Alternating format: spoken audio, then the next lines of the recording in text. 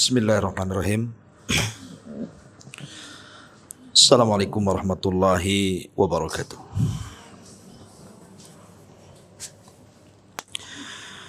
Alhamdulillah wassalatu wassalamu ala Rasulillah wa ala alihi wa sahbihi wa mawalah wa la hawla wa la quwata illa billahi wa ba'du. Alhamdulillah, segala puja dan puji hanya milik Allah subhanahu wa ta'ala. Salawat dan juga salam kita hadiahkan kepada Rasul kita Nabi besar Muhammad sallallahu alaihi wa ala alihi wasallam.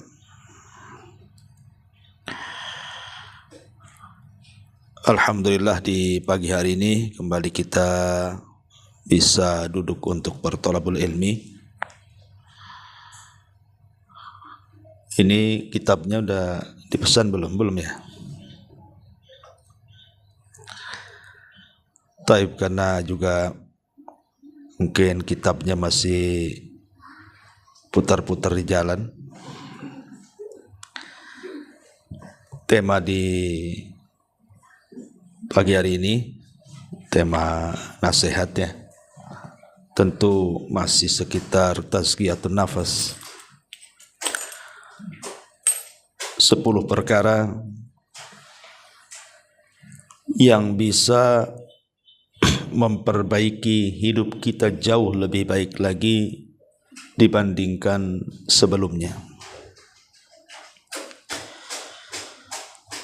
Dan 10 perkara ini adalah 10 perkara yang sangat ajaib. Sebab kalau kita mendawamkan dalam satu hari satu malam, maka kita akan merasakan perubahan yang luar biasa pada pribadi kita, kehidupan kita, bahkan boleh jadi berdampak kepada keluarga kita. Karena setiap masalah atau setiap kita ini pasti ada masalah. Setiap kita pasti diuji. Setiap kita pasti menghadapi cobaan. Baik kesehatan, ekonomi, kehidupan berumah tangga, kehidupan bertetangga, dan begitu seterusnya. Yang terkadang ujian-ujian itu justru bukan malah memperbaiki kita, malah sebaliknya menjadikan kita semakin futur, malas untuk beribadah. Tak jarang pula kemudian tasahuf, hingga tidak menjadikan kita dengan ujian itu lebih baik, bahkan justru malah terpuruk kehidupan kita. Maka saya kasih tip, inilah 10 perkara untuk menghadapi semua masalah kehidupan kita. Ma'asyiral muslimat yang dimuliakan Allah subhanahu wa ta'ala. Yang pertama,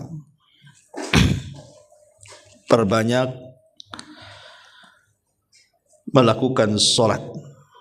Maksudnya selain sholat wajib. Kalau sholat wajib ya sudah jelas.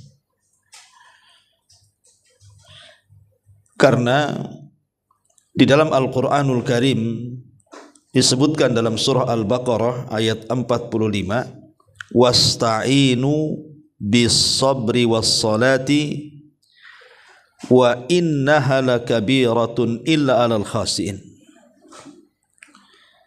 Jadikanlah sabar dan salat itu sebagai penolongmu, dan sesungguhnya yang demikian itu emang berat, tetapi akan ringan bagi orang-orang yang khusyuk. Dan Allah ulas juga dalam Al-Baqarah 105:3-nya, ya ayyuhalladzina amanu sta'inu bis-sabri was-salati innallaha ma'as sabirin. Wahai orang-orang yang beriman, jadikanlah sabar dan salat itu sebagai penolongmu. sesungguhnya Allah akan bersama orang-orang yang sabar. Dari dua ayat ini secara zahir Al-Quran bahwa salat itu bisa menjadi penolong kita. Bahkan Nabi SAW apabila ada masalah besar yang seolah-olah tidak bisa keluar dari situ, radhiyallahu anha, kana Nabi SAW idza hazabahul amru fazi'a ila shalah. Apabila Rasul menghadapi sebuah permasalahan besar dalam hidupnya, maka Nabi SAW bersegera melaksanakan salat, karena tahu di dalam salat ini ada pertolongan yang tidak disangka-sangka yang Allah Subhanahu wa taala kirimkan kepada kita. Dan itu juga dilakukan oleh para nabi. Bukan nabi kita saja, para nabi juga sama. Apabila ada masalah mereka salat. Contoh saja Nabi Ibrahim. Saat Nabi Ibrahim alaihi salatu wassalam hijrah dari Irak ke Palestina, kemudian dari Palestina ke Mesir. Cukup lama Ibrahim tinggal di Mesir, karena ketika itu memang faktor ekonomi. Di Palestina terjadi paceklik luar biasa, sehingga akhirnya beliau hijrah dari Palestina ke Mesir. Lah di Mesir ini Allah Subhanahu wa taala takdirkan Ibrahim itu mengalami ujian dari Allah Subhanahu wa taala, di mana istri tercintanya Sarah diculik oleh Fir'aun, raja Mesir kala itu, raja yang sangat zalim. Apa yang dilakukan Ibrahim? Langsung salat dia. Ibrahim langsung salat, meminta kepada Allah Subhanahu wa taala agar istrinya diselamatkan.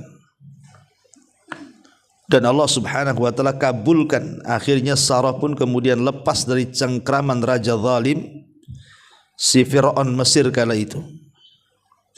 Kata para ulama, lihat bagaimana dahsyatnya salat bisa menghilangkan kesulitan. Bahkan Nabi Allah Zakaria alaihi salam, ketika Allah uji dia tidak punya keturunan, sementara dia sudah tua renta, kemudian istrinya pun mandul, artinya tidak bisa memberikan keturunan. Maka satu hari Zakaria ini masuk ke mihrabnya Maryam. Kemudian nampaklah dalam mihrab itu kok banyak makanan-makanan, yang anehnya makanan itu lebih banyak buah-buahan. Dan buah-buahan di musim panas ada di musim dingin, sementara makanan di musim dingin ada pula di musim panas. Akhirnya kemudian Zakaria heran dan bertanya kepada Maryam, "Anna laki hadza?" Dari mana kau dapatkan ini?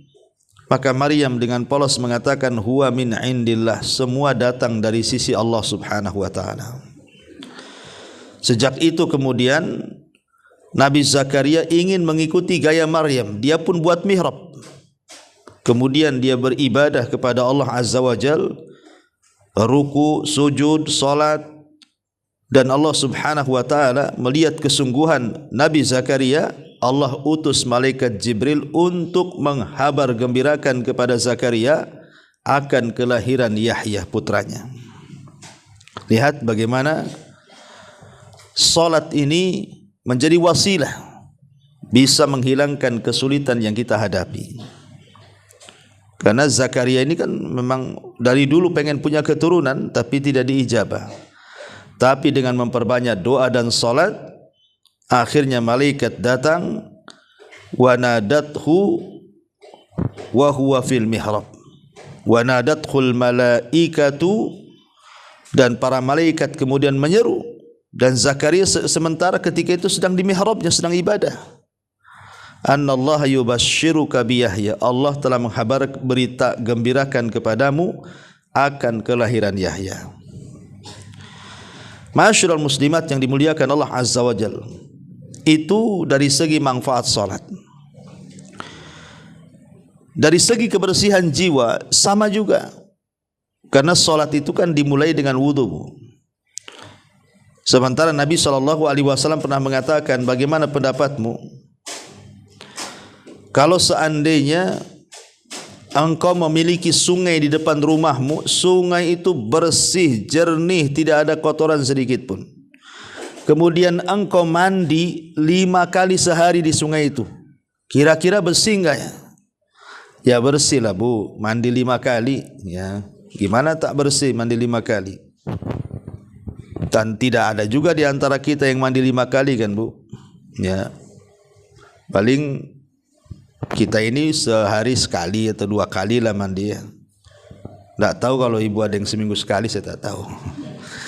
Tapi yang jelas bahwa kalau 1 hari mandi 5 kali ya bersih lah. Kata Nabi SAW, begitulah solat. Kalau setiap hari kita bersihkan dosa kita itu, dalam sehari 5 kali, tentu akan bersihlah dosa kita itu. Jadi dengan wudu kita membersihkan kotoran-kotoran yang ada pada badan kita dari hadas besar dan juga hadas kecil. Karena sebelum solat kan harus bebas dari hadas besar dan hadas kecil. Lah solatnya itu sendiri membersihkan dosa. Ketika kemudian badan kita bersih, hati kita bersih, tidak punya dosa, pasti juga akan senang hidupnya. Makanya orang yang solat itu hidupnya lebih sumringah dibandingkan orang yang tidak solat. Karena orang yang solat itu kan memang hari-hari dia berhubungan dengan Allah Azza wa Jal, berjumpa dengan Allah, berdialog dengan Allah, sehingga ada hubung kaitlah kita dengan Allah Subhanahu wa ta'ala. Ini yang pertama ya, solat. Ya termasuk juga solat-solat sunnah tadi ya, solat-solat sunnah. Karena solat-solat sunnah juga penting kita lakukan itu supaya menembel hal-hal yang mungkin kurang ketika melaksanakan solat wajib. Kita kan tidak tahu, mungkin solat wajib kita melamun, tidak khusyuk, lalai, maka dengan solat sunnah terutama rawatib itulah bisa menembel kekurangan solat wajib. Apalagi Nabi SAW sampai mengatakan, ij'alu fi buyutikum min salatikum wala tattakhiduha qubura. Jadikanlah di rumah-rumah kalian itu bagian dari solat kalian. Makanya Nabi SAW kalau solat sunnah itu di rumahnya. Bukan berarti di masjid tidak boleh, boleh. Maksudnya Nabi SAW memperbanyak solat sunnah itu di rumahnya. Karena Rasul mengatakan jangan kalian jadikan rumah kalian seperti kuburan, sepi, tidak ada ibadah gitu ya. Karena mathalul baitil ladzi yadhkurullaha fi wal baitul ladzi la yadhkurullaha fi mathalul hayy wal mayyit. Kalau rumah tidak ada orang yang mengingat Allah di dalamnya, itu perbedaannya dengan rumah yang ada orang yang mengingat Allah di dalamnya. Mungkin rumahnya dibuat solat, baca Quran, zikir dan begitu seterusnya. Maka itu perbedaan dengan orang hidup dan orang mati, Bu. Apa bedanya orang hidup dan orang mati? Jelas lah, orang hidup ya hidup, orang mati ya mati kan itu ya. Orang hidup bisa bergerak, orang mati tidak bisa bergerak. Lah begitulah rumah yang dibacakan Al-Quran, rumah yang disolati, yang dibacakan zikir-zikir di situ, maka perbedaannya dengan rumah yang sama sekali penghuninya tidak mengingat Allah di dalamnya itu sama dengan orang hidup dan mati itu. Makanya di sini penting solat. Yang kedua, memperbanyak solawat. Selain daripada solat, perbanyak solawat. Ma'asyiral muslimat yang dimuliakan Allah Subhanahu wa taala, ada sebuah hadis. Hadis ini dari seorang sahabat Ubay ibn Ka'ab dari bapaknya. Dan ma'ruf ya, Ubay bin Ka'ab ini seorang sahabat Nabi SAW yang sangat pakar dalam Quran. Sampai-sampai pernah namanya disebut-sebut Allah Subhanahu wa taala. Sampai Rasul mengatakan, "Ya Ubay, Allah memerintahkan aku untuk membacakan kepadamu surah Al-Bayyinah." Kata Ka'ab, "Apakah namaku disebut-sebut ya Rasulullah?" Kata Rasul, "Ya, namamu disebut-sebut Allah," katanya.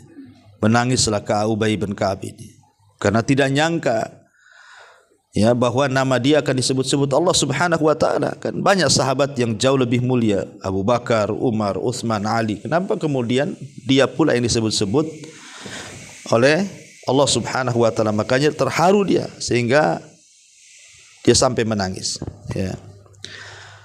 Lah Ubay bin Ka'ab ini dia meriwayatkan sebuah riwayat dari bapaknya. Beliau mengatakan, "Kana Nabi sallallahu alaihi wasallam idza dhahaba thulutsal laili qama." Rasul itu apabila masuk 2/3 malam, beliau langsung bangun. Faqala, dan dia mengatakan, "Ya ayyuhan nas, udhkurullaha, udhkurullaha." Wahai manusia, ingatlah Allah, ingatlah Allah, kata Rasul. Ja'at ar-rajifatu tatbauha ar-radifatu. Ja'al mautu bima fihi. Ja'al mautu bima fihi. Maka Rasul sallallahu alaihi wasallam mengatakan, ingat tiupan pertama akan datang dan diiringi oleh tiupan kedua. Ingat kematian akan datang dengan apa yang ada padanya. Kematian akan datang dengan apa yang membawa segala kelanjutannya. Kemudian qala, maka aku bertanya pada Nabi sallallahu alaihi wasallam ini, "Ya Rasulullah, inni ukthiru salata alaika." Rasul, aku ini selalu membawa-bawa salawat untuk baginda, untukmu. Maka kemudian dia mengatakan, "Fakam aj'alu laka min salati." Kata Ubay bin Ka'ab ini, beliau mengatakan, lalu seberapa banyak aku harus bersalawat kepadamu wahai Rasul? Aku ini sudah sering bersalawat. Lalu seberapa banyak lagi aku harus bersalawat kepadamu? Maka kemudian Nabi SAW mengatakan, "Ma syi'tah, terserah engkau." Qala, kemudian dia mengatakan, "Ar-rubu'u, bagaimana kalau seandainya seperempat?" Kata Rasul, "Ma syi'tah, terserah kamu. Fa in zidta fa huwa khairun lak." Kalau memang bisa kau tambah dari seperempat itu, jauh lebih baik bagimu. Qultu, aku katakan, kata Ubay, "An-nisfu, bagaimana kalau separuh?" Qala, maka Rasul mengatakan, "Ma syi'tah, terserah engkau. Fa in zidta fa huwa khairun laka." Kalau kau mau menambah dengan salawatmu, itu lebih baik bagimu. Qala, maka dia mengatakan, "Fathulutsaini, bagaimana kalau 2/3 wahai Rasul?" Maka Rasul mengatakan, "Ma syi'ta fa in zidta fa huwa khairun laka." Terserah engkau. Kalau kau mau tambah itu lebih baik bagimu. Qultu, maka aku katakan, "Aj'alu laka salati kulliha." Bagaimana kalau seandainya aku akan menjadikan seluruh doaku untuk baginda, untukmu wahai Rasul? Qala, maka Rasul sallallahu alaihi wasallam mengatakan, "Idzan tukfa hammaka wa yughfaru laka dhanbuka." Qala Abu Isa, "Hadza hadisun hasanun sahih." Kata Rasul sallallahu alaihi wasallam, kalau begitu kau dicukupkan dari dukamu dan dosamu akan diampuni oleh Allah Azza wa Jal. Kemudian Al-Imam Abu Isa At-Tirmidzi mengatakan hadis ini hasan sahih. Taib. Lihat hadis ini. Ubay bin Ka'ab ini dia datang kepada Nabi SAW. Kemudian dia menceritakan bahwa dia itu orang yang paling banyak bersolawat. Sampai tadi melakukan dialog dengan Nabi SAW, bagaimana kalau kujadikan dalam setiap doaku sepertiga doaku untuk salawat. Kata Rasul, bagus. Kemudian dia mengatakan, gimana kalau ku tambah separuh doaku untuk salawat, katanya. Kata Rasul, bagus. Ya. Kemudian dia mengatakan lagi, bagaimana 2/3 doaku untuk salawat. Kata Rasul, bagus. Akhirnya mengatakan, bagaimana kalau semua doaku kugunakan untuk salawat. Kata Rasul, bagus. Kemudian Rasul mengatakan di ujung hadisnya apa? Idzan, kalau begitu, kalau engkau banyak membaca salawat, kata Nabi SAW, tukfahammuka wa yughfaru laka dzambuka, maka semua kesulitanmu akan hilang dan semua dosamu akan diampuni. Dari sini kita tahu bahwa salawat ini di antara keajaibannya adalah bisa menghilangkan kesulitan dan bisa menghilangkan dosa-dosa yang kita lakukan. Makanya kalau ibu lagi banyak masalah, ya banyak-banyak sholawat saja. Ibu ada masalah kesehatan, ada masalah ekonomi, ada masalah dengan tetangga, ada masalah dengan kawan, ada masalah pekerjaan. Masalah kan banyak, macam-macam masalah di masyarakat ini.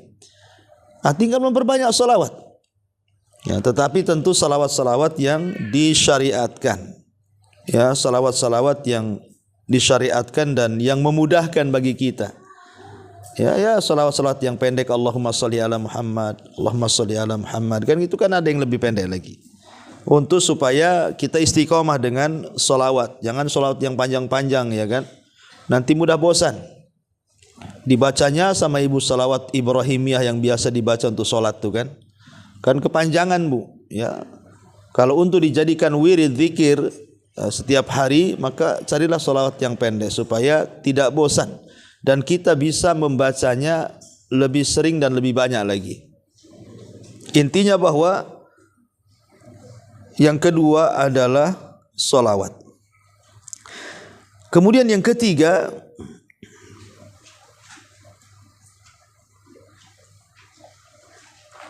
memperbanyak istighfar. Terutama sayyidul istighfar, Bu. Terutama sayyidul istighfar. Apa sayyidul istighfar itu? Allahumma anta rabbi la ilaha illa anta khalaqtani wa ana abduka wa ana ala ahdika wa wa'dika mastata'tu a'udzu bika min syarri ma sana' abu'u laka bi ni'matika 'alai wa abu'u laka bi dzambi faghfirli fa innahu la yaghfiru dzunuba illa anta. Itu namanya sayyidul istighfar. Sayyidul istighfar ini luar biasa faedahnya. Makanya disebutkan dalam hadis yang dikeluarkan Imam Bukhari dari Shaddad ibn Aus radhiyallahu an. Sampai-sampai Nabi SAW mengatakan, kalau kita ini membaca atau sering membaca sayyidul istighfar, apa kata Nabi SAW? Kalau kita baca di waktu pagi, ya, kemudian Allah Subhanahu wa ta'ala takdirkan kita meninggal, maka Allah Subhanahu wa ta'ala akan berikan jaminan sorga kepada kita. Begitu juga kalau seandainya kita membaca di sore hari, kemudian Allah takdirkan kita tidur kemudian meninggal, maka Allah Subhanahu wa ta'ala akan berikan jaminan dia surga. Makanya dalam sabdanya Nabi SAW mengatakan, man qalaha minan nahari, barang siapa yang membaca sayyidul istighfar itu di siang hari, famata min yaumihi, maka di hari itu dia meninggal, qabla an yumsiya, sebelum masuk waktu sore, fahuwa min ahlil jannah, maka dia termasuk ahli surga. Tetapi wa man qalaha minal lail, kalau dia membaca di malam hari kemudian mata qabla an yusbih, meninggal sebelum waktu pagi, fahuwa min ahlil jannah, maka dia termasuk ahli surga. Lihat bagaimana dahsyatnya istighfar itu. Ada jaminan surga. Ada jaminan surga, terutama sayyidul istighfar. Kalau bisa dibaca sebelum tidur gitu ya. Karena kalau tidur kan kita tidak tahu bangun itu bangun lagi atau tidak bangun seterusnya, kita tidak tahu. Tapi yang jelas bahwa istighfar ini, walaupun bukan sayyidul istighfar, istighfar biasalah kita katakan astagfirullah. Ini dahsyat sekali pengaruhnya. Karena Nabi SAW yang mengatakan, man lazimal istighfar, barang siapa yang melazimkan istighfar, kata Nabi SAW, maka Allah Subhanahu wa ta'ala akan jadikan setiap kesulitan kita ini kemudahan. Ja'alallahu min kulli dhikin makhraja. Jadi setiap kesulitan pasti dicarikan jalan keluarnya itu. Bahkan wa min kulli hammin faraja. Kalau kita sedang sedih, sedang stres, Allah gantikan dengan kesenangan dan kebahagiaan. Bahkan lebih daripada itu, wa razaqahullahu min haitsu la yahtasib. Allah akan berikan rizki dari arah yang tidak disangka-sangka. Karena saya pernah mengalami juga, Bu. Saya suatu hari pernah memang mengalami hal yang bagi saya dalam hidup saya itu luar biasa itu. Menghadapinya sulit sekali. Ya, ketika ada fitnah yang luar biasa yang saya alami dalam hidup saya itu, kayaknya hampir mau keluar dari Batam. Pernah itu sampai saya ngomong sama istri itu, udahlah nggak usah di Batam, ayolah kita hijrah aja ke tempat lain. Ya. Tetapi saya coba setiap pagi, siang, sore, malam gitu, saya baca aja itu astagfirullah, astagfirullah, astagfirullah, terus aja gitu, Bu. Ya. Memang luar biasa, ke hati juga tenang. Dan tidak sampai mungkin 1 minggu itu, Allah Subhanahu wa ta'ala memang carikan jalan keluar semuanya. Dengan begitu cepat gitu ya. Jadi saya yakin sekali bahwa istighfar ini memang betul kata Nabi SAW, man lazimal istighfar itu ja'alallahu lahu min kulli dhikin makhraja. Barang siapa yang melazimkan istighfar itu memang luar biasa. Allah akan keluarkan pada setiap kesulitan kita itu kemudahan. Allah carikan jalan keluarnya yang kita ndak terpikir ke situ tuh. Tahu-tahu masalahnya itu terurai luar biasa. Ya, jadi saya anjurkan, karena saya pernah mengalaminya, ini pengalaman pribadi sih. Makanya ibu kalau ada masalah sesulit apapun kan, perbanyak istighfar aja.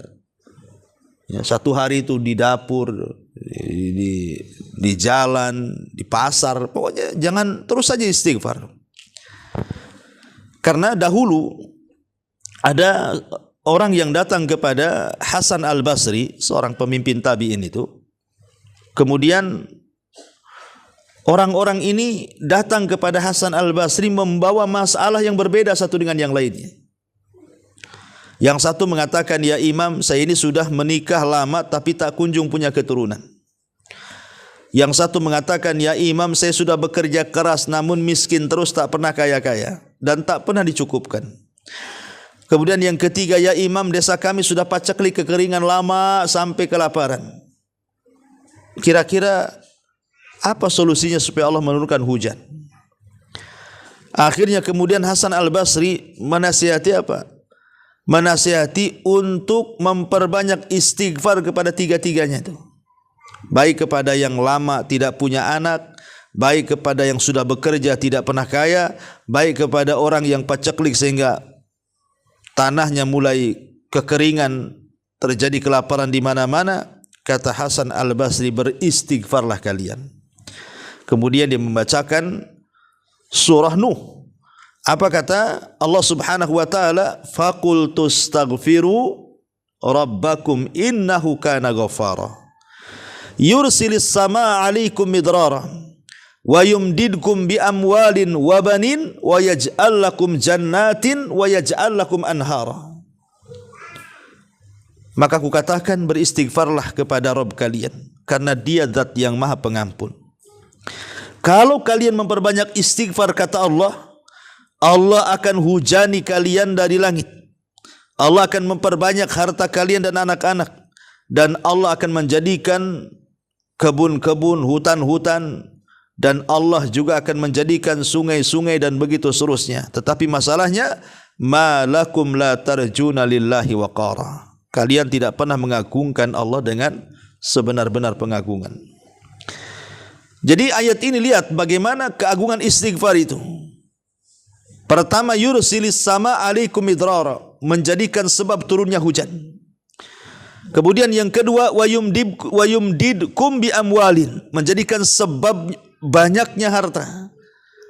Kemudian wabanin, dan menjadikan sebabnya banyak keturunan. Makanya wajar kalau Hasan Al-Basri mengatakan perbanyaklah istighfar kalian. Ngomong ke yang tiga-tiganya tuh. Dari sini kita tahu bagaimana dahsyatnya istighfar itu bisa mempengaruhi kehidupan kita. Ya, ini yang ketiga. Perbanyak istighfar. Kemudian yang nomor 4, perbanyak membaca surah Al-Ikhlas, Bu. Surah Al-Ikhlas itu, Bu, pendek. Ya, perbanyak membaca surah Al-Ikhlas. Surah Al-Ikhlas ini sebenarnya ada dua, Bu. Kalau di Quran disebut surah Al-Ikhlas itu berarti menunjukkan kedua surat. Pertama, surah Qul huwallahu ahad, Allahus samad, lam yalid walam yulad walam yakul lahu kufuwan ahad, itu surah Al-Ikhlas. Atau kepada surat Qul ya ayyuhal kafirun, la a'budu ma ta'budun. Nah, itu juga disebut surah Al-Ikhlas tuh. Jadi Qul huwallah dan Qul ya ayyuhal kafirun. Ulama menyebutnya dua surat ini disebut dua surat Al-Ikhlas. Kenapa demikian? Karena Qul huwallahu ahad ini lebih kepada tauhid rububiyah dan asma dan sifat. Tetapi kalau Qul ya ayyuhal kafirun lebih kepada tauhid uluhiyah. Makanya Rasul selalu menggandeng tuh Qul huwallah dengan Qul ya ayyuhal kafirun tuh pada setiap salat sunnahnya. Seperti salat sunnah fajar, rakaat pertama Qul huwallah, rakaat kedua al-kafirun, kan begitu, Bu? Kemudian rakaat dua rakaat tawaf. Ibu kalau umroh tawaf, kemudian salat 2 rakaat di belakang makam Ibrahim. Nah, itu rakaat pertama baca Qul huwallah, rakaat kedua baca Qul ya ayyuhal kafirun, kan, Bu? Jadi selalu digandengkan Rasul karena memang dua-duanya disebut surah Al-Ikhlas tuh. Surah Al-Ikhlas, ya. Cuman kalau dikatakan Al-Ikhlas biasanya yang identik dengan nama itu adalah Qul huwallah wahad, kan, itu kalau Qul ya ayyuhal kafirun ya surah Al-Kafirun gitu. Ya, tapi sebenarnya dua-duanya surah Al-Ikhlas. Tapi yang saya maksudkan adalah Qul huwallahu ahad, Allahus samad, lam yalid walam yulad walam yakul lahu kufuwan ahad. Jadi Nabi SAW dalam hadis Abi Sa'id Al-Khudri, satu hari datang seorang laki-laki bertanya, ya, innali jaran yakumul laylah la yaqra'u illa Qul huwallahu ahad. Rasul, aku ini punya tetangga, ya, itu kalau sholat malam yang dibaca itu surah Al-Ikhlas saja. Persis kayak ibu lah, kan, gitu. Ya mungkin karena pendeknya gitu, Ibu, ya. Nah, Al-Ikhlas saja setiap sholat itu lagi yang dibaca, itu lagi yang dibaca, kan, itu. Anehnya kok nggak bosan-bosan gitu. Jadi orang ini mengatakan, ya Rasulullah, aku ini punya tetangga suka sholat malam, itu yang dibaca itu Qul huwallahu ahad saja itu. Jadi seolah-olah sahabat ini meremehkan lah. Kan banyak surat yang panjang-panjang, mesti itu terus yang dibaca. Tapi Nabi SAW mengatakan apa? Walladzi nafsi biyadi innaha la ta'dilu sulusal Qur'an, kata Rasul. Demi zat yang jiwaku berada di tangannya, surat itu sebanding dengan 1/3 Quran loh. Ya. Artinya kalau dia membaca Qul huwallah 1 kali sama dengan membaca 1/3 Quran. Kalau 2 kali sama dengan 2/3 Quran. Kalau 3 kali hatamlah Quran. Ya. Coba Bu, kalau ibu tiap hari baca 3 kali saja qul huwallah, itu sama dengan ibu menghatamkan Quran. Kalau sampai ibu baca ya umpamanya 9 kali, berarti seolah-olah ibu menghatamkan Quran 3 kali itu. Ya kalikan aja lah, makin banyak membaca qul huwallah 100 kali umpamanya, seolah-olah menghatamkan berapa kali Quran tuh.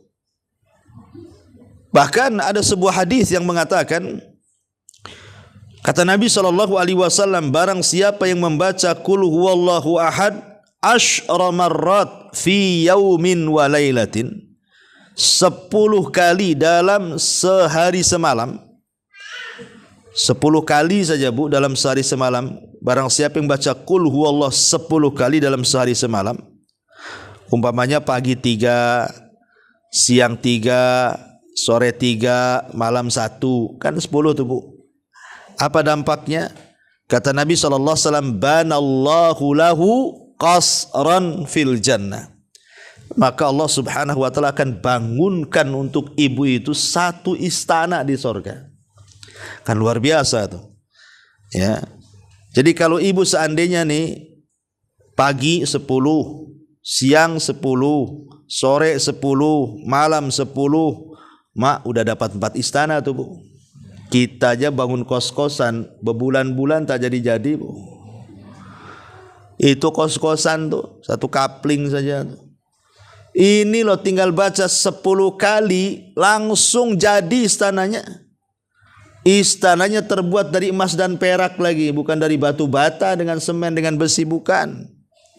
Tapi anehnya, kenapa ya kok kita ini nggak yakin sehingga malas membaca qul huwallah itu, padahal sebenarnya mudah membaca itu. Kenapa kok malas ya? Karena istananya tak tampak. Ya.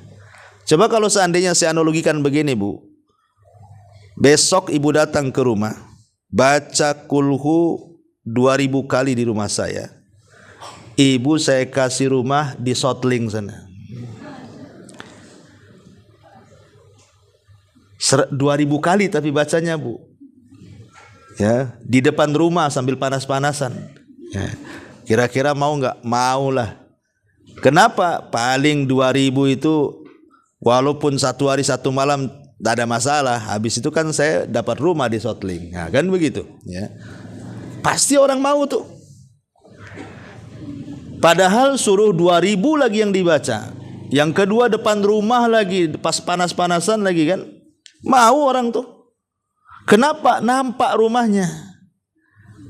Kalau surga kan nggak nampak, jadinya akhirnya ya gitulah malas-malas. Padahal tidak disuruh 2000, 10 aja kok, 10 kali. Kemudian juga sebaik-baiknya rumah di Sotling itu masih lebih baik lagi istana di surga. Jauh berlipat-lipat, tidak bisa dipandang mata, dengar telinga, terlintas pun tidak bisa. Bentuknya seperti apa kan? Tapi tidak ada orang yang yakin itu loh. Sehingga malas untuk melakukan ini. Padahal itu perkara ringan tuh. Ada apa? Apa masalahnya? Ulama menjawab nih. Ini kenapa? Kenapa kita ini lebih suka yang tampak, tidak suka yang tidak tampak. Lebih suka dunia dan tidak suka dengan surga. Karena Al-Quran itu selalu mendahulukan dunia dibandingkan akhirat.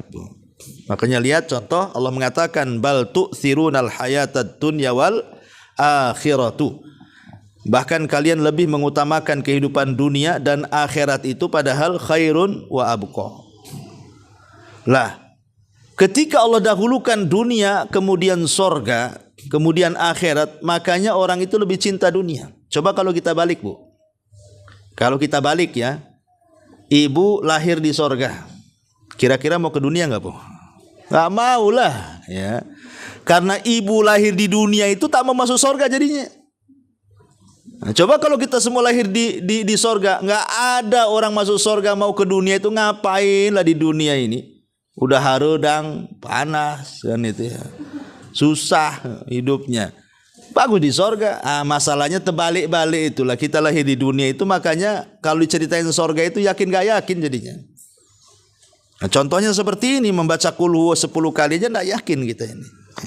Makanya di sini yang nomor 4, perbanyak surah Al-Ikhlas. Ya, karena Al-Ikhlas ini juga bisa membersihkan hati, karena isinya tauhid. Al-Ikhlas ini pengenalan kita kepada Allah, ya, dan meniadakan kesyirikan di dalamnya. Surah Al-Ikhlas surah yang sangat agung sekali kan. Karena ini membantah semua kesyirikan yang dilakukan semua agama. Ketika orang-orang Nasrani mengatakan bahwa Isa anak Tuhan, Isa satu di antara 3 Tuhan, bahkan Isa Tuhan itu sendiri, maka Allah katakan qul huwallahu ahad, Allahus samad. Allah lah zat yang esa, semua kembali bergantung kepadanya. Tidak ada selain Allah Tuhan. Kemudian kalau dikatakan dia beranak dan diperanakkan, Allah katakan lam yalid wa lam yulad. Terbantahlah orang-orang Nasrani dengan surah Al-Ikhlas ini. Yahudi mengatakan Uzair juga anak Allah, dibantah juga lam yalid wa lam yulad. Orang-orang musyrik mengatakan malaikat anak-anak putri Allah, Allah katakan juga lam yalid wa lam yulad. Dan begitu seterusnya. Nah, jadi bacalah Bu ya, perbanyak surah Al-Ikhlas terutama sebelum tidur. Kemudian juga yang nomor 5, perbanyak mengucapkan la haula wala quwata illa billah. Perbanyak mengucapkan la haula wala quwata illa billah. Kenapa? Karena kalimat la haula wala quwata illa billah itu, kata Rasul, kanzun min kunuzil jannah. Itu satu harta yang mahal yang tersimpan dari harta-harta surga. Dan itu disebutkan di dalam hadis dari Hazim ibni Harmalah radhiyallahu an. Nabi SAW mengatakan, dia mengatakan marartu bin Nabi SAW, satu hari aku lewat berpapasan dengan Nabi, kata Hazim ibn Harmalah ini. Faqala li, tiba-tiba Rasul mengatakan kepadaku, ya Hazim, wahai Hazim, aktsir min qauli la haula wala quwata illa billah. Perbanyak ucapkan olehmu la haula wala quwata illa billah, fa innaha min kunuzil jannah. Karena la haula wala quwata illa billah itu adalah kunuz, harta pembendaharaan sorga. Ma'asyiral muslimat yang dimuliakan Allah Azza wa Jalla, Imam Nawawi ketika memberikan catatan kepada hadis ini, dia mengatakan apa? Wal kanzu, adapun kalimat kanzu, kata Imam Nawawi, annahu thawabun muddakharun fil jannah. Itu adalah pahala yang sangat besar yang sengaja Allah tabung untuk di akhirat kita. Ini faedah yang pertama ya, membaca la haula wala quwata illa billah. Kemudian faedah yang kedua, bahwa la haula wala quwata illa billah itu adalah babun min abwabil jannah. Dia adalah pintu dari pintu-pintu sorga. Disebutkan dalam hadis Mu'ad bin Jabal radhiyallahu an, Nabi mengatakan, ala adulluka ala abwab min abwabil jannah, ala adulluka ala babin min abwabil jannah. Maukah kutunjukkan kepadamu satu pintu dari pintu-pintu sorga? Wa ma huwa, apa itu? Kata Mu'ad, apa itu ya Rasulullah? Maka Rasul mengatakan la haula wala quwata illa billah. Itulah pintu daripada pintu sorga. Dan ingat, kita ini hari-hari melakukan dosa kan, Bu. Hari-hari kita melakukan dosa. Tidak mata ya telinga, tidak telinga ya hidung, tidak hidung ya mulut, tidak mulut ya otak, tidak otak ya tangan, kaki, ngelangkah kemana-mana. Pasti setiap hari kita berdosa, Bu. Nggak mungkin. Kalau ada orang mengatakan nggak pernah berbuat dosa, kadzab, dustakan perkataan orang itu. Setiap hari kita ini melakukan dosa. Saking banyaknya dosa kita ini, terkadang sampai sebanyak buih di lautan, boleh jadi seperti itu mungkin bahasanya. Tetapi kata Nabi SAW, kalau seandainya kita memiliki dosa, anggaplah sebanyak buih di lautan, maka dosa itu bisa digugurkan dengan la haula wala quwata illa billah. Dan itu berdasarkan hadis Abdullah ibn Amr ibn As radhiyallahu anhuma, ma 'alal ardi ahadun yaqulu la ilaha illallah wallahu akbar wala haula wala quwata illa billahi. Tidaklah ada manusia di permukaan bumi yang mengatakan la ilaha illallah Allahu akbar, kemudian la haula wala quwata illa billah, kecuali dosa-dosanya akan digugurkan walau kanat misla zabadil bahri, walaupun dosa itu sebanyak buih yang ada di lautan. Luar biasa, ya kan? Jadi ini juga bisa membersihkan hati. Membaca la haula wala quwata illa itu bisa membersihkan hati dari dosa-dosa. Bahkan kalau seandainya kita meninggal, pamannya ibu membaca la haula wala quwata illa billah ini di malam hari sebelum tidur, ya, kemudian summa mata fi dzalikal yaum, Allah takdirkan meninggallah kita di hari itu, ghufira lahu dzambahu, maka dosa-dosa ibu akan diampuni. Artinya ibu dianggap husnul khotimah gitu maksudnya. Ini kan luar biasa, Bu, ya. Hanya mengucapkan la haula wala quwata illa billah. Ini yang nomor berapa, Bu? Nomor 5, ya. Kemudian nomor 6. Nomor 6, perbanyak membaca al-baqiyat as-salihat. Al-baqiyat as-salihat. Apa baqiyah as-salihah itu? Al-baqiyah as-salihah itu maksudnya bacaan tasbih. Memperbanyak bacaan tasbih. Subhanallah wa bihamdihi subhanallahil azim. Subhanallah walhamdulillah wa la ilaha illallah Allahu akbar la haula wa la quwata illa billah. Itulah al-baqiyat as-salihat itu.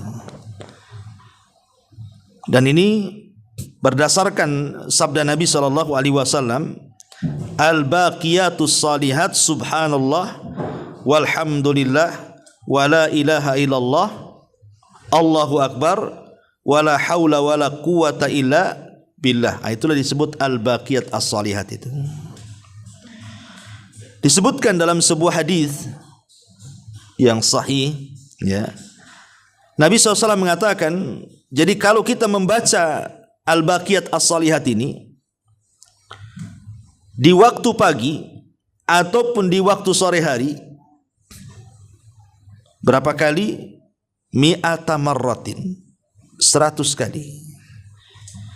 Maka kata Nabi SAW, ghufirat khatayahu wa in kanat min zabadil bahri, maka akan diampuni semua kesalahannya walaupun kesalahannya sebanyak buih yang ada di lautan. Subhanallah, ya. Lihat, ya, kalau kita membaca al-baqiyat salihat ini 100 kali, maka kita bisa menghapuskan dosa-dosa kita ini yang banyaknya sebanyak buih yang ada di lautan.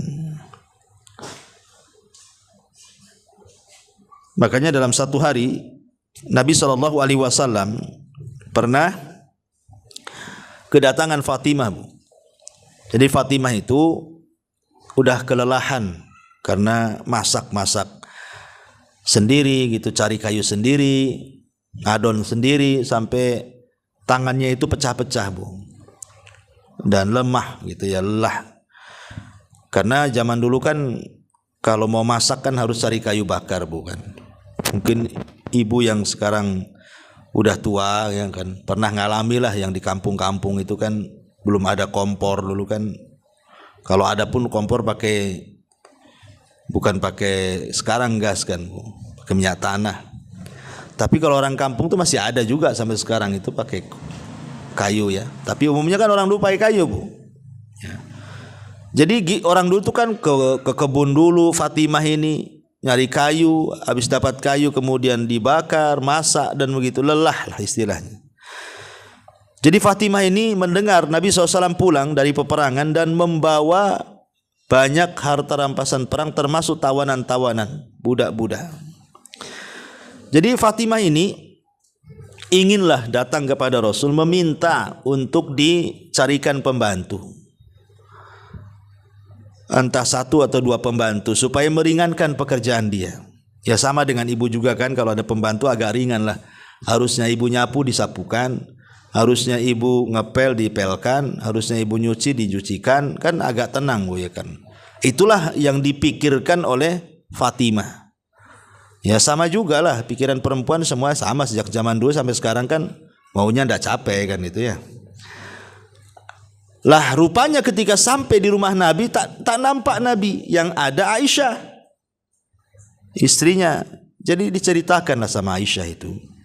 Dan ingat Aisyah dengan Fatimah itu masih tuaan Fatimah ya dibandingkan Aisyah itu 2 tahun. Jadi Fatimah lebih muda gitu ya. Aisyah lebih muda dibandingkan Fatimah. Padahal ibunya gitu ya. Jadi kata Aisyah, tunggu sampai datang Rasul, nanti saya akan ngomong. Setelah Fatimah pergi, datang pula Nabi SAW itu. Jadi diceritakanlah sama Aisyah itu, Fatimah ini pengenlah pembantu, 1-2 pembantu karena dia pikir capek gitu ya. Akhirnya Nabi SAW langsung bergegas Bu, menemui Fatimah. Subhanallah, saking sayangnya Rasulullah SAW langsung datang ke rumah putrinya. Ketika sampai di rumah putrinya, nampaklah di situ ada Fatimah dan suaminya Ali bin Abi Thalib radhiyallahu anhu. Dipanggillah keduanya, kemudian diajak ngobrol. Kata Nabi SAW, aku dengar wahai Fatimah, engkau datang ke rumah, kau ingin dapat pembantu ya? Kata Fatimah, iya wahai Rasul. Maka Rasul mengatakan gini, Fatimah, bagaimana kalau seandainya aku ajarkan kepada kalian berdua beberapa kalimat yang kalau kalian berdua mengucapkannya itu lebih baik dibandingkan pembantu laki-laki atau perempuan? Mau enggak? Kata Rasul. Kata Ali dan Fatimah, apa itu kalimat itu wahai Rasul, yang lebih baik dibandingkan pembantu laki-laki dan perempuan itu? Maka Nabi SAW kemudian mengatakan, bacalah tasbih subhanallah 33 kali. Kemudian baca tahmid 33 kali. Kemudian baca takbir 100 kali. Jadi tasbih 33 kali, tahmid 33 kali, kemudian takbir 40 kali, jadi semuanya 100. Kata Nabi SAW, kalau engkau lakukan ini sebelum tidurmu, katanya, maka ini lebih baik daripada engkau punya pembantu laki-laki dan perempuan. Maka Ali radhiyallahu anhu mengatakan, sungguh dari wejangan Rasul itu, bahwa membaca tasbih, tahmid dan tahlil itu, tasbih, tahmid dan takbir itu lebih baik dibandingkan pembantu laki-laki dan perempuan. Aku tidak pernah meninggalkannya walaupun saat peperangan, kata Ali. Walaupun saat peperangan tetap aku baca tuh. Kan luar biasa Bu ya kan. Begini Bu, kalau ibu nih di posisi Fatimah Bu, kira-kira ibu mau zikir atau pembantunya? Nggak yakin kalau zikir. Pasti pembantu ya. Pamannya ibu pengen capek lah, ngeluh sama suami, bang capek kali aku ini, rumah ada gede, tingkat pula gitu kan, ini ngerjain aja dari pagi sampai siang, habis itu pingsan aku ini katanya. Tolonglah bang carikan pembantu 1 atau 2. Tiba-tiba nih suami bacakan hadis sini Bu, sini dek kata suaminya, mau nggak aku ajarkan sabda Nabi sama Fatimah tuh, kalau kamu lakukan setiap malam, baca ini lebih baik dibandingkan pembantu laki-laki atau perempuan 1 atau 2 pembantu, mau enggak katanya. Kira-kira ibu emosi atau mau tuh? Ibu udah capek kan disuruh zikir. Jadi, tapi begitulah orang dulu kan, beda tingkat keimanannya. Karena orang dulu itu lebih ke pahala, Bu. Ya, pahalanya. Jadi mikir pahala. Kalau sekarang kan ya mikir pahala juga, ya mikir yang lainnya juga gitu lah sekarang. Ya. Taib, ini yang disebut dengan al-baqiyah as-salihah itu. Itu. Maka perbanyak ucapkan al-baqiyah as-salihah. Tasbih, tahmid dan takbir. Subhanallah walhamdulillah Allahu akbar. Atau tahlil juga. Atau kalau mau lengkap al-baqiyah as-salihah ya subhanallah walhamdulillah wala ilaha illallah Allahu akbar la haula wala quwata illa billah. Itu lengkapnya seperti itu. Taib. Kemudian yang ke-7, ya, setelah baqiyah as-salihah, ini kalau ini kan bicara soal bacaan-bacaan, Bu, ya. Sekarang masuk kepada beberapa perbuatan. Apa itu? Yang nomor 7 adalah jangan lupa memperbanyak doa. Nanti dulu. Memperbanyak baca Quran. Ini juga masih bacaan juga ya. Perbanyak wirid Quran namanya. Wirdul Quran. Terutama kalau setiap hari ibu yang umpamanya walaupun 2 ayat, 3 ayat selepas sholat atau lagi nganggur-nganggur gitu ya. Maka dijelaskan dalam sebuah hadis Nabi SAW mengatakan man qara'a harfan min kitabillah falahul hasanatu wal hasanatu bi asyri amthaliha. Barang siapa yang membaca 1 huruf saja dalam Quran itu, maka ibu dapat 1 kebaikan yang akan dilipat gandakan menjadi 10 kali lipat kebaikan. Aku tidak katakan alif lam mim 1 huruf kata Rasul, tapi alif 1 huruf, lam 1 huruf, mim 1 huruf. Ini menunjukkan bahwa kalau kita membaca 1 surat pendek saja, inna a'tayna lah. Itu yang paling pendek kan inna a'tayna kan, Bu, ya. Itu kalau kita jumlah berapa hurufnya kemudian kalikan 10 kali lipat, udah banyak, Bu. Udah bisa kita menabung itu. Menabung untuk surga itu.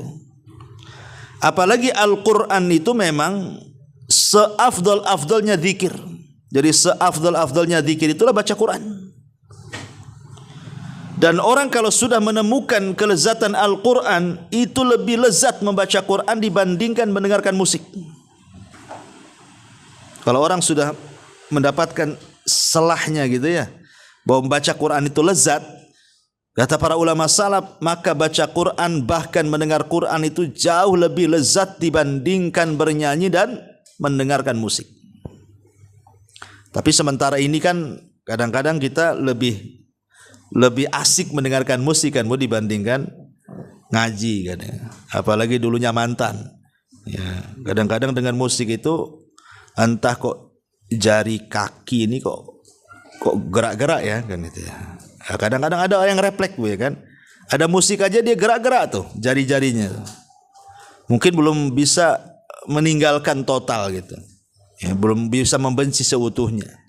Padahal kalau dia mendengarkan bacaan Quran terkadang tidak melembutkan hati dia. Tapi kalau dia mendengar instrumen lagu ya yang nadanya sedih ya, itu kadang-kadang orang bisa meneteskan air mata loh, aneh itu. Kan ada tuh instrumen lagu itu yang kadang-kadang nyayat-nyayat hati itu kan, Bu. Kok bisa dia meneteskan air mata itu? Tapi ketika Quran dibacakan tak bisa pula dia meneteskan air mata itu. Berarti kan keras hatinya tuh. Kenapa demikian? Karena belum dicintakan dengan Quran, itu masalahnya. Kalau sudah dicintakan dengan Quran itu pasti dia akan membenci musik tuh, karena tidak mungkin musik dengan Quran ketemu. Mustahil. Orang kalau suka musik pasti benci Quran. Ustaz, saya suka musik tapi saya tak benci Quran kok. Iya, mulut kau tidak membenci Quran, tapi perbuatannya seolah-olah benci Quran. Kenapa demikian? Karena ketika orang suka menyanyi, akan banyak meninggalkan baca Quran tuh. Akan banyak meninggal. Nanti duduk sial siul, nyanyi lagi, ke dapur nyanyi lagi, di kamar mandi nyanyi lagi, kan begitu. Orang kalau sudah gila nyanyi itu Bu, di mana aja. Ya, bikin konten pun nyanyi enggak malu depan orang. Ya. Tapi coba baca Quran kadang-kadang kan. Zaman dulu jangan lagi baca Bu, bawa Quran aja malu. Kalau orang nampak bawa mushaf tuh, itu malu kayaknya, disembunyiin lah gitu. Lah aja dari sini menunjukkan bahwa Quran dengan musik itu tidak bisa ketemu. Itu sama dengan air dengan minyak tanah, itu tidak mungkin ketemu. Kalau orang kemudian dicintakan dengan musik, pasti akan dibencikan dengan Quran. Kalau orang dicintakan dengan Quran, pasti dibencikan dengan musik. Ya, memang seperti itu. Karena kalau orang sudah cinta Quran itu sayang hidupnya. Buat apa saya bernyanyi? Apa manfaat nyanyi itu? Setiap satu huruf nggak ada pahalanya nyanyi itu. Setiap satu A, satu B, satu C itu nggak ada pahalanya Bu. Tapi Quran itu setiap alif, setiap ba, setiap ta, setiap tha itu ada pahalanya. Makanya kalau orang sudah cinta Quran, ngapain saya nyanyi? Nggak ada pahalanya itu. Yang ada bawa dosa saja kadang-kadang kan, akhirnya dilarikan segalanya. Maka dan Quran itu bisa merubah semuanya. Betapa banyak orang-orang itu Bu nggak paham artinya, tapi setelah mendengar Quran dapat hidayah dia. Saya pernah seorang syekh itu bercerita, orang Amerika, ya. Dia masuk Islam gara-gara mendengar bacaan Quran sesudes. Ketika Ramadan, dia nongkrong di televisi, nengok orang Mekah sedang sholat. Jadi dia dengerin aja itu, ketika itu imamnya sesudes. Entah kenapa tiba-tiba bacaan sesudes itu masuk pula di orang kafir ini, orang Amerika ini. Dari situlah hidayah muncul tuh. Akhirnya dia masuk Islam gara-gara mendengar Quran, padahal paham pun tidak. Apa yang dibaca sesudes tak tahu. Isinya apa, hanya dengerin itu Quran, itu taunya itu Quran. Tapi lihat bagaimana Quran itu tidak paham pun bisa menyedot orang masuk Islam. Ya, karena Quran itu bukan kitab sejarah, dia kitab hidayah. Siapa yang membacanya dapat hidayah, siapa yang mendengarkannya dapat hidayah, siapa yang mendakwahkannya dapat hidayah, dan begitu seterusnya. Taib. Kemudian yang nomor 8, kita masuk kepada perbuatan lakukan qiyamul lail. Qiyam al-lail dimulai dari bangun tidur. Bangun tidur tuh Bu, ada ibadah-ibadah yang banyak di situ. Pertama, berzikir, baca doa selepas tidur. Alhamdulillahilladzi ahyana ba'da ma amatana wa ilaihin nusyur. Yang kedua, berwudu. Yang ketiga, qiyamul lail. Qiyamul lail ini mencakup satu tahajud. Ya. Kemudian setelah tahajud, ibu baca Quran. Setelah baca Quran, berdoa. Setelah berdoa, istighfar. Inilah yang disebut dengan qiyamul lail, Bu. Ya. Lah qiyamul lail ini manfaatnya besar bagi kehidupan kita, terutama bagi hati, karena kajian kita kan bicara tazkiyatun nafas Bu. Karena sudah saya sering ulang-ulang Bu, bahwa setiap saya, ibu, siapapun sebelum tidur itu kan setan datang tuh, kemudian mengikat tengkuk kita semuanya. Lah ikatan itu tidak bisa dilepas kecuali dengan 3 perkara. Pertama dengan zikir, yang kedua dengan wudu, yang ketiga dengan salat. Baru hilang tuh ikatan 3-tiganya tuh. Artinya kalau dia bangun tidur tidak berzikir, tidak wudu, tidak salat, berarti ikatannya masih ngikat leher dia tuh. Jadi masih ruwet. Besoknya gitu lagi, ditambah lagi 3 ikatannya. Besoknya gitu lagi, ditambah lagi, makin banyak ikatannya Bu. Makanya Nabi SAW mengatakan, siapa yang setiap malam melepaskan ikatan setan dengan cara zikir, wudu dan salat, maka pagi hari jiwanya akan baik dan masa depannya akan baik. Itu Rasul yang mengatakan seperti itu. Tapi kalau seandainya dia tidak bisa mengikat ikatan itu, maka pagi harinya jiwanya akan busuk, akan buruk, akan jahat, dan masa depannya runyam, akan banyak masalah yang ia tidak tahu dari mana masalah itu datang, dan akan sulit untuk mengurai masalah itu. Jadi solat malam ini bukan semata-mata solat malam saja, tidak. Tapi solat malam ini solat sunnah terbaik setelah solat wajib. Karena solat malam ini ataupun tahajud, Bu, itu dilakukan di waktu yang sangat terbaik. Ketika Allah turun ke langit dunia dan di saat manusia sedang pulas tidur, kemudian kita pun yang melakukan ibadahnya penuh dengan ijtihad dan kesungguhan. Sebab kalau tidak ada ijtihad dan kesungguhan, enggak mungkin kita bangun. Apalagi hujan-hujan. Kayak kemarin hujan 1 hari kan, malam dingin, Bu. Ya, mau bangun itu aduh rasanya gimana gitu ya. Sehingga perlu kesungguhan, dan disitulah letak hidayahnya. Wa man yujahidu fina lanahdiyannahum subulana. Barang siapa yang sungguh-sungguh, Bu, itulah hidayah di situ. Bangunlah kita padahal malam masih gelap, kemudian juga masih ngantuk, cuaca dingin, tapi dia bangun. Kemudian untuk ibadah, kalau tidak dikatakan ikhlas apa namanya, Bu? Coba, orang yang sungguh-sungguh bangun kayak gini, kalau enggak ikhlas itu apa namanya? Ma'asyiral muslimat yang dimuliakan Allah Azza wa Jalla. Makanya qiyamul lail ini termasuk syaraful mukmin, kemuliaan seorang mukmin. Kata Rasul, syaraful mukmin qiyamuhu bil laili. Kemuliaan seorang muslim itu ditentukan dengan qiyam lailnya. Ini yang nomor 8. Nomor 9, ya. Jangan lupa salat duha, Bu. Karena salat duha ini banyak faedahnya. Banyak sekali faedahnya. Karena setiap hari kan kita disuruh untuk mengeluarkan sedekah. Rasul itu memerintahkan kita, Bu, untuk mengeluarkan sedekah. Di mana setiap ucapan kita subhanallah itu dianggap sedekah. Alhamdulillah dianggap sedekah. La ilaha illallah dianggap sedekah. Allahu akbar dianggap sedekah. Memerintahkan kebaikan dianggap sedekah. Mencegah dari kemungkaran dianggap sedekah. Tapi tidak perlu kita lakukan. Cukup kita melakukan 2 rakaat duha itu sudah sama dengan orang yang melakukan seperti itu. Dan ini menunjukkan bahwa salat duha itu salat yang sangat istimewa dari semua sedekah yang kita lakukan di siang hari itu. Apalagi sedekah juga dilakukan di waktu ketika manusia sedang lalai mengejar dunia, kita pula mengejar akhirat. Makanya pahalanya besar. Makanya disebut sholatul awabin, sholatnya orang bertobat. Kenapa disebut sholat duha itu sholatnya orang bertobat? Karena di saat manusia lalai, sibuk, orang pasar di pasar, orang kebun di kebun, orang kantor di kantor, orang jalan di jalan, tiba-tiba ibu keluar dari kesibukan manusia, kemudian sholat duha. Kalau bukan ahli tobat apa namanya, Bu? Makanya Rasul mengatakan sholat duha itu sholatul awabin, sholatnya orang yang bertobat.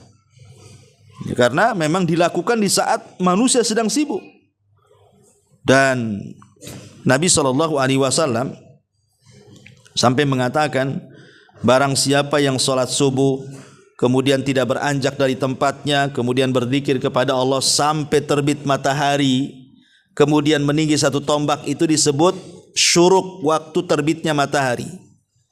Kemudian ibu melakukan 2 rakaat syuruk, maka pahalanya sama dengan haji dan umrah secara sempurna.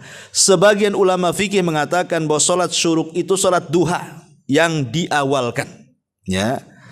Jadi salat syuruk itu ada sebagian ulama mengatakan salat duha yang diawalkan. Walaupun ada juga ulama mengatakan bukan, duha sendiri, syuruk sendiri. Ya. Tapi ada yang mentafsirkan bahwa syuruk itu adalah salat duha yang diawalkan. Nah, makanya salat duha ini walaupun hanya 2 rakaat jadilah gitu ya. Kemudian yang terakhir, yang nomor 10, amalan-amalan sebelum tidur. Ya. Amalan-amalan sebelum tidur kan banyak. Seperti umpamanya ibu membaca surat ayat kursi, kan jelas tuh. Kalau ibu membaca ayat kursi sebelum tidur, ataupun kul a'udzu birabbin nas dan qul a'udzu birabbil falaq, maka sampai pagi ibu akan dilindungi dari setiap kejelekan, setiap kejahatan, baik dari setan, baik dari orang yang hasad, baik dari binatang-binatang yang berbisa, yang mencelakakan, yang beracun dan begitu seterusnya, baik dari sihir. Maka orang yang membaca ayat kursi di malam hari kemudian kita tertidur, maka kita akan dibangunkan, dijaga oleh Allah. Kemudian berwudu, ini yang paling penting, karena kalau ibu berwudu nih sebelum tidur, itu nanti kalau ibu tidur ada malaikat di sebelah kiri kanan ibu tuh. Kalau ibu berguling ke arah kanan, malaikat sebelah kanan akan mengatakan Allahumma gfir lahu, Allahumma arhamhu. Ya Allah, ampunilah orang ini, ya Allah rahmati orang ini. Kalau ibu balik guling ke arah kiri, itu juga sama, malaikat sebelah kiri akan mengatakan ya Allah ampuni orang ini, ya Allah rahmati orang ini. Pokoknya setiap ibu bergerak itu kan, maka malaikat kiri kanan itu pasti akan mengatakan seperti itu, Bu. Ya, jadi kalau gerak sana, gerak sini, pasti doakan malaikat. Tapi kalau suami di sampingnya tak tahu ini gerak-gerak, apa ini istri saya ini gerak sana gerak sana. Tapi yakin, Bu, orang yang berwudu itu akan dijauhkan dari mimpi buruk. Kemudian juga malaikat akan mendoakan ibu. Karena hadisnya seperti itu. Ya man bata tahiran, barang siapa yang tidur dalam posisi dia tahir, bersih dari hadas, maka malaikat di samping kiri akan mengatakan Allahumma gfir lahu, Allahumma arhamhu. Ya, kemudian juga ada doa yang bagus sekali kalau ibu mau baca itu kan. Apa doanya? Doa yang diajarkan Nabi SAW kepada Bara ibn Azib. Ya, kalau Bismikallahumma ahya, Bismikallahumma apa? Itu yang biasa itu ya.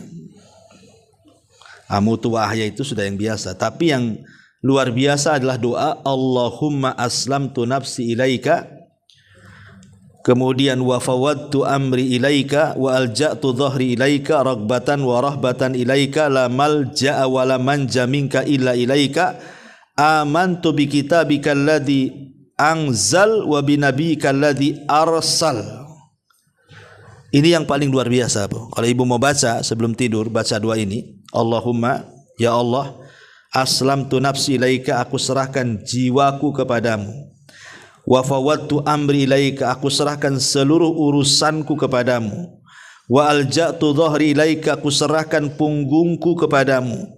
Ragbatan wa rahbatan ilaika, suka ataupun tidak suka untukmu ya Allah. La malja'a wa la manja minka illa ilaik, tidak ada tempat lari kecuali kepadamu ya Allah. Amantu bi kitabika alladhi anzal, aku beriman dengan kitab yang kau turunkan. Wa bi nabiyyika alladhi arsal, dengan nabi yang kau utus. Ini dampaknya luar biasa. Fa imitta idza asbahta alal khair wa in mitta alal fitrah. Kalau ibu dibangunkan setelah baca doa ini, maka ibu akan dibangunkan dalam kondisi baik. Tapi kalau ibu diwafatkan, maka ibu diwafatkan dalam posisi wafat di atas fitrah, tak punya dosa, di atas Islam. Wala tamutunna illa wa antum muslimun. Ya, inilah diantara 10 perkara ini kalau kita lakukan satu hari satu malam, Bu, insyaallah nampak itu dampaknya seperti apa. Jangan lama-lama ya, sebulan, seminggu aja rutinkan ini 10 perkara ini, pasti kita akan mendapati kehidupan yang jauh lebih baik dibandingkan sebelumnya. Wallahu a'lam bishawab. Baik, sampai di sini, Bu. Sampai di sini kita buka tanya jawab. Silakan kalau ada yang mau bertanya.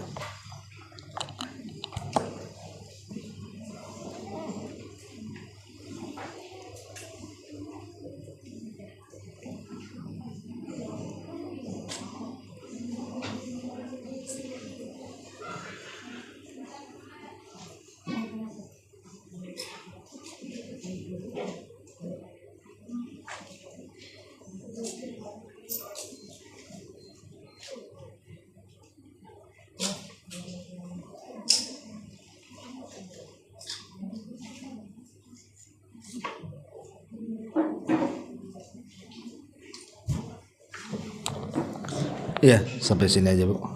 Subhanaka bihamdika, asyhadu an la ilaha illa anta, astaghfiruka wa atubu ilaik. Allah ta'ala. Assalamualaikum warahmatullahi wabarakatuh.